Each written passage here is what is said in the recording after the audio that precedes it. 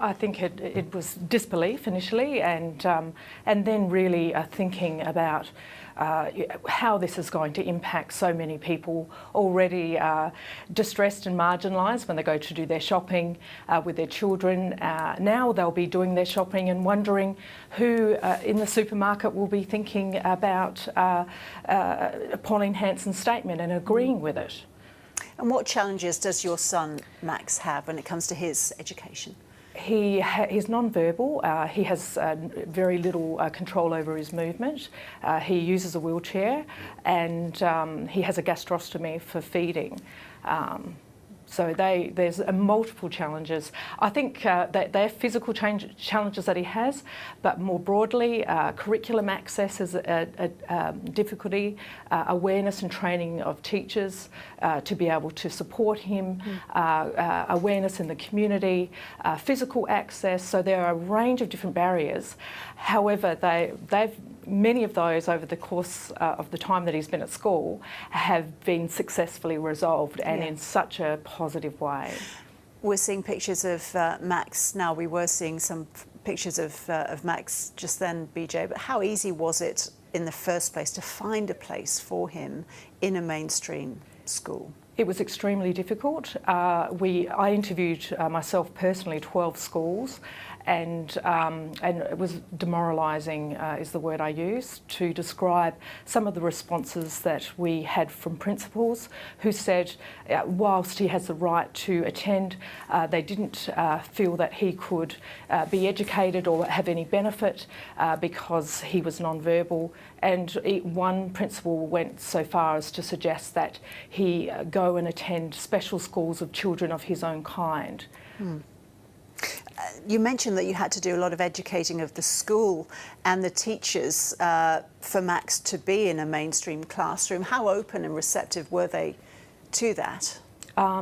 At the school that we chose, there were actually, out of that 12, there were 2 schools that were outstanding, and I'd have to say they were not just welcoming, they were excited because they could see the benefits of connecting the type of barriers and difference and diversity that he was bringing to curriculum, to learning, to extending that to the learning of other children. And in South Australia, high up in the curriculum framework is the need for children to come away with an education that values diversity.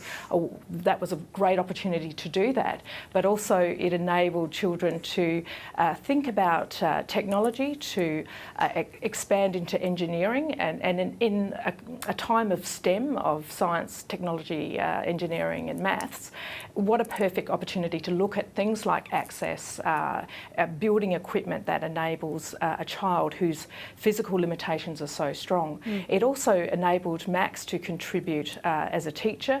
He also brought his own ideas and thinking and designs, but it enabled everybody to in that classroom, and still does, to really problem solve in a way that and to develop skills that would not exist had he not been in that class in this classroom setting. Yeah, and what would have been the alternative for Max if he hadn't gone to a mainstream school?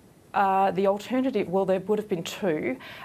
Going to a special school where his physical needs would be looked after. He would have some level of access to a teacher, but very much modified. He wouldn't be learning, for instance, at the moment he has to do a project on Chinese history and the difference between legalism, Taoism and Confucianism. And I don't know any special school that would be delivering that material to him.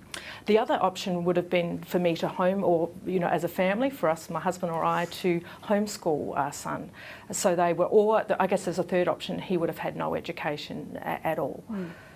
And who pays, BJ, for the extra equipment and technology that Max needs? It's a combination at the moment. It's a beg, borrowing and stealing. I think we've certainly contributed. We've had the Special Education Resource Unit in South Australia it's been a very slow process getting some equipment over. Some of the South Australian charity groups like the Rotary Club and the Lions Club have contributed some equipment, but we're at this cusp now of Max entering high school, and it's a Catholic school that we've found that has that right attitude and that excitement about the learning and the diversity that he will bring.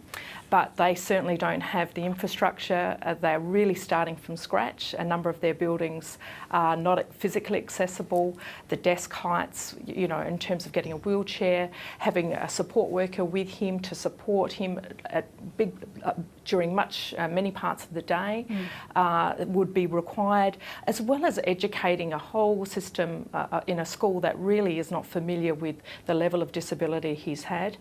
Having said that, I walked away from that interview at that school knowing this is the right place for our child, and we were very excited about it and making it that work. But you know, how do we do this in a climate where there's Catholic education money? There's questions about that.